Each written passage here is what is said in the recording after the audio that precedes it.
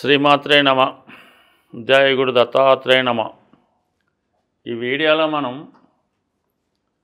ఉగాది తర్వాత మారుతున్నటువంటి కుజగ్రహం అంటే మనకి సుమారుగా ఏప్రిల్ 2వ తారీఖు నుంచి జూన్ 6వ తారీఖు మధ్యలో సుమారుగా 64 రోజుల పాటు ఈ కుజగ్రహం మనకి కర్కాటక రాశిలో సంచరించడం జరుగుతుంది. అంటే సాధారణంగా జాతకుడి మీద గోచారరీత్యా ఎక్కువ ప్రభావాన్ని, ఆదాయ వ్యయాల్ని, అలాగే రుణబాధలు, ఆర్థిక సమస్యలు, బంధువులతో విరోధాలు, భార్యాభర్తల మధ్య విభేదాలు, అన్నదమ్ముల మధ్య ప్రాబ్లమ్సు, అలాగే రియల్ ఎస్టేట్లో పెరుగుదల తగ్గుదల, అలాగే వివిధ మార్కెట్లో షేర్ల మీద కూడా ఈ కుజగ్రహ ప్రభావం ఎక్కువగా ఉండడం జరుగుతూ ఉంటుంది. ప్రస్తుతం కుజుడు కర్కాటక రాశిలో ప్రవేశిస్తూ మరి మీనరాశిలో ఏర్పడినటువంటి ఈ 5 గ్రహాలతో కూడా కోణ దృష్టి కలిగి ఉండడం వల్ల చాలా వరకు ఈ గ్రహాల మధ్య అనుకూలమైనటువంటి స్థితి ఏర్పడుతుంది. అలాగే మీనరాశిలో ఉన్నటువంటి శని భగవానుడికి, కర్కాటక రాశిలో ఉన్నటువంటి కుజునికి ఏర్పడినటువంటి ఈ కోణ దృష్టి ప్రభావం వల్ల మరి ఇండస్ట్రీలో ఎక్కువగా పారిశ్రామిక రంగం అభివృద్ధికరంగా ఉంటుంది. అలాగే రియల్ ఎస్టేట్ వారికి కూడా ఒక విధమైనటువంటి అభివృద్ధి కలుగుతూ ఉంటుంది.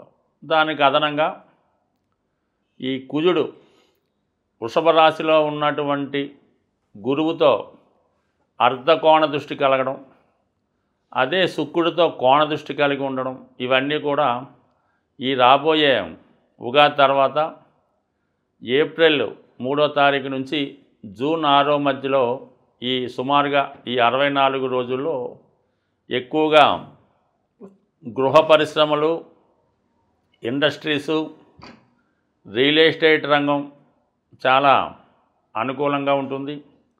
అలాగే ముఖ్యంగా ఎవరికన్నా ఆర్థిక సమస్యలు ఉంటే వాటి నుంచి బయటపడతారు. వివాహ ప్రయత్నాలు కూడా చాలా వరకు కుజుడే కారణమవుతుంటాడు కాబట్టి ముఖ్యంగా వివిధ రాశుల మీద ఈ కుజుడి యొక్క కర్కాటక రాశిలో ఉన్నటువంటి స్థితి అంటే ఒక విధంగా కుజుడికి అది నీచ స్థితి అయినప్పటికీ కూడా సాధారణంగా మరి కుజుడు ఈ స్థితిలో ఉన్నప్పుడే ఎక్కువగా మంచి ఫలితం ఇవ్వడం జరుగుతుంది. అంటే కుజుడు సహజ రాశి చక్రంలో 4వ రాశిలో నీచ ఉండడం అంటే గృహంలో ఉన్నప్పుడు ప్రశాంతంగా రెస్ట్ తీసుకుంటూ ఉంటాడు. అదే దశమ స్థానంలో మకరంలో ఉచ్చులో ఉన్నప్పుడు చాలా యాక్టివ్గా ఆన్ డ్యూటీలో ఉండడం జరుగుతూ ఉంటుంది. ఏదైనా భూమికి సంబంధించినటువంటి పనులు, వివాహానికి సంబంధించిన పనులు జరగాలంటే కుజుడు ప్రశాంతంగా ఉన్నప్పుడే మనకు అనుకూలమైన ఫలితాలు ఇవ్వడం జరుగుతూ ఉంటుంది. మరి ఈ కుజగ్రహ స్థితి 64 రోజులు మరి ఏ రాశి వారికి ఏ విధంగా ఉంటుంది అన్న విషయాన్ని మనం ఈ వీడియోలో పరిశీలించే ప్రయత్నం చేద్దాం. ఏప్రిల్ 2 నుంచి జూన్ 6 మధ్యలో కుజుడు కర్కాటక రాశిలోకి ప్రవేశించడం అన్నది ఒక విధంగా కర్కాటక రాశి వారికి ఈ రాబోయే 64 రోజుల్లో వాళ్ళు కింగ్ మేకర్గా మారే అవకాశం ఉంది. ఈ కర్కాటక రాశి వారికి కుజుడు రాశిలో ప్రవేశించినప్పుడు ఒక విధంగా దశమాధిపతిగా రాశిలో ప్రవేశించడం, చేపట్టిన కార్యక్రమాలు ఎవరు సహకారం లేకుండా పూర్తి చేయడానికి వీళ్ళకి సామర్థ్యం చేకూరుతుంది. పంచమాధిపతిగా వీళ్ళలో ఉన్నటువంటి టాలెంటు బయటపడే అవకాశం ఉంటుంది. ఇది వీళ్ళకి 2 రకాలుగా ఈ సింపుల్గా ఈ రాబోయే 2 నెలల్లో ఒకటేంటంటే కుజుడి యొక్క బలం రావడం వల్ల ఈ రియల్ ఎస్టేట్ రంగంలో ఉన్న వాళ్ళకి బాగా కలిసి వస్తుంది. అలాగే ఎవరైతే సొంత గృహం కానీ ఏదైనా ప్రాపర్టీ కొందాం అనుకున్న వాళ్ళకి చాలా వరకు ఈ గ్రహస్థితి మీకు కలిసి రావడం జరుగుతుంది. అంటే కామన్గా ఇప్పుడు ఏమైందంటే కర్కాటకంలో ఉన్నటువంటి కుజుడి పైన మరి గురువు లాభస్థానంలో ఉన్నాడు వృషభ రాశిలో. అంటే ఒక విధంగా లాభస్థానం అర్ధకోణ దృష్టి ఈ రెండు గ్రహాల మధ్య ఏర్పడింది. గురువు ఈ రాశి వారికి భాగ్యాధిపతి. ఎప్పుడైతే భాగ్యాధిపతి లాభస్థానంలోకి రావడం, కుజుడు రాశిలోకి రావడం, ఈ రాబోయే 64 రోజుల్లో కేవలం మళ్ళా ఈ గురువు మీకు ఏకాదశ స్థానంలో మే 15 వరకే ఉంటాడు. కాబట్టి సుమారుగా ఈ 50 రోజుల్లో మీరు చేపట్టిన కార్యక్రమాలు ముఖ్యంగా ఏంటంటే చిన్న చిన్న కార్యక్రమాలు కాకుండా మీరు ఏదైనా పెద్దది ఒక వెంచర్ స్టార్ట్ చేయాలన్నా, ఒక గృహం కొనుక్కోవాలన్నా, లేదు మీరు ఒక షార్ట్ ఫిలిం తీయాలన్నా, పెద్ద సినిమా తీయాలన్నా కంపల్సరీగా సహకరిస్తుంది. లేదు మీ యొక్క స్థాయిని బట్టి, మీ యొక్క హాబీని బట్టి ఒక ఇండస్ట్రీయో ఒక షాపో ఎస్టాబ్లిష్మెంట్ చేసుకోవచ్చు. మరి కర్కాటక రాశి వారికి అటు మెడికల్ రంగం కలిసి వస్తుంది, అలాగే ఫార్మా, అలాగే హోటల్ సంబంధించినవి, ఈ డైరీ ఫారం, మిల్క్ సంబంధించినవన్నీ కలిసి వస్తాయి. కాబట్టి మీరు ఈ సమయంలో ఎటువంటి భయం అంటే స్వభావసిద్ధంగా కర్కాటక రాశి వారికి మనం ఏది చేస్తే ఏదవుతుందో అన్న డౌట్తో 10 మందిని అడుగుతుంటారు.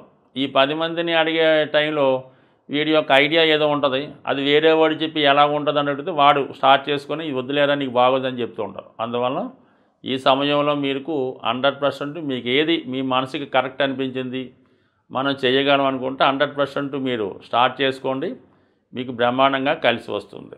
ఇక మనకి మీనరాశిలో ఏర్పడినటువంటి ఈ గ్రహ కూటమి అంటే ఇంచుమించుగా జలతత్వ రాశిలో ఏ గ్రహం వచ్చినా కూడా అది కర్కాటక రాశిలో ఉన్న ప్రభావమే ఇస్తుంది. అయితే శుక్రుడు మరి ఉచ్చులో ఉండడం ఈ రాశి వారికి చతుర్థ లాభాధిపతి.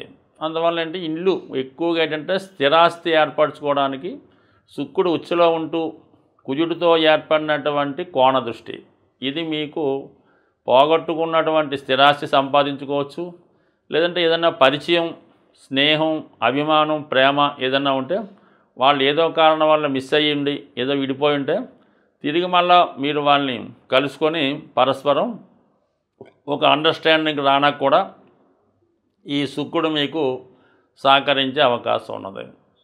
మొత్తం మీద ఏంటంటే ఇంచుమించుగా 6 గ్రహాలు రాశిలో ఉన్నటువంటి కుజుడికి అర్ధకోణ దృష్టి, కోణ దృష్టిలో ఏర్పడడం వల్ల, ఇంకా ఇంచుమించు కేతువు కూడా మీకు తృతీయ స్థానంలో ఉంటూ పెద్దవారి అనుభవజ్ఞుల సలహా అంటే మొత్తం మీద అన్ని గ్రహాలు కర్కాటక రాశిలో ఉన్నటువంటి కుజుడి పైన అనుకూలంగా ఉండడం, స్వభావసిద్ధంగా మరి కర్కాటకం కూడా ఇప్పుడు బలంగా ఉండడం వల్ల 100% అంటే ఏదైనా మనం చెప్పినది జరగాలన్నా ఒక ప్రయత్నం కూడా చేయాలి. కాబట్టి ఈ కుజుడి కారకత్వాలైనటువంటి పెళ్ళి, స్థలం, గృహం, ఉద్యోగం ఇవన్నీ కూడా మరి జాతకుడు ప్రయత్నం బట్టి వాడి అర్హతను బట్టి కంపల్సరీగా నెరవేరే అవకాశం ఉంది. మరి ఏప్రిల్ 2 నుంచి జూన్ 6 మధ్యలో మీ ప్రయత్నాలు యథావిధిగా చేస్తే ఫలితం ఖచ్చితంగా రావడం జరుగుతుంది. ఏదైనా కుజగ్రహం జాతకులకి అనుకూలంగా ఉండాలంటే జాతకుడు సరైనటువంటి వాస్తు సంబంధించిన గృహంలో నివసించవలసి ఉంటుంది. సాధారణంగా గృహంలో వాస్తు దోషాలు ఉన్నప్పుడు అది కుజగ్రహం మీద ఎక్కువగా ప్రభావాన్ని చూపుతుంటుంది అన్నమాట.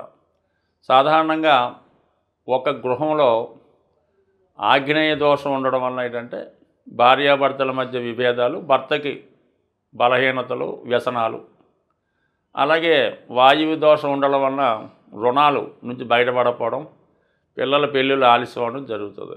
తూర్పు ఈశాన్యం అనుకూలంగా లేకపోవడం వల్ల నిరుద్యోగులు ఎక్కువగా ఉంటారు. అంటే మొత్తం మీద వాస్తు కరెక్ట్గా ఉంటే కుజుడు మీకు కరెక్ట్గా పనిచేసి ఎటువంటి సమస్య నుంచైనా బయటపడడం జరుగుతూ ఉంటుంది. సాధారణంగా మీ యొక్క జన్మజాతకంలో కుజుడు పాపగ్రహాలతో ఉన్న, దుస్థానంలో ఉన్న కంపల్సరిగా మీరు నివసించే గృహంలో వాస్తుపరమైన దోషాలు 100% ఉంటాయి.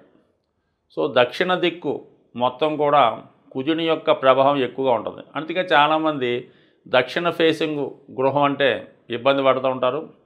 అది కుజుడు వారి రాశిలో వారి యొక్క జన్మజాతకంలో బలంగా ఉంటే దక్షిణమే వాళ్ళకి బాగా రాణించడం కూడా జరుగుతూ ఉంటుంది. బట్ ఏదైనా మీరు ఒక ఆర్థిక సమస్యలో ఇరుక్కున్నా, కోర్టు సమస్యలున్నా, తరచూ యాక్సిడెంట్లు అవుతున్నా, మీ కుటుంబంలో ఒకరికి చాలా వ్యసనాలు ఏర్పడుతున్నా, స్త్రీలకి సరైనటువంటి అనారోగ్య సమస్యలు కానీ, వారికి ఏదో ఒక ప్రాబ్లం రావడం కానీ జరుగుతున్నా, కుటుంబంలో ఎవరూ పని లేకుండా అందరూ నిరుద్యోగులుగా ఉంటూ ఏదో ఒకళ్ళ ఆదాయం మీద ఆధారపడుతున్నా, ఇవన్నీ కూడా కుజగ్రహ ప్రభావం వల్ల ఆ గృహంలో వాస్తు దోషాలు ఉన్నట్టు గమనించవలసి ఉంటుంది. అంటే కేవలం మీరు అద్దింట్లో ఉన్నా ఆ వాస్తు మీ మీద పనిచేస్తుంది. ఒకవేళ మీరు సొంత ఇల్లు ఉన్నా, ఆ సొంత ఇంట్లో ఉండకుండా వేరే ఇంట్లో ఉన్నా మీ మీద వాస్తు దోషం అనేది ఎక్కడికి వెళ్ళినా మీ సొంత గృహం అంటూ ఉంటే, అంటే మీ సొంత గృహం అవ్వచ్చు, మీ తాతగారిది అవ్వచ్చు, తండ్రి గారిది అవ్వచ్చు, ఇవన్నీ కూడా మీ మీద ప్రభావం చూపుతుంటాయి. కాబట్టి ఎక్కువగా మనకు ఒక సమస్య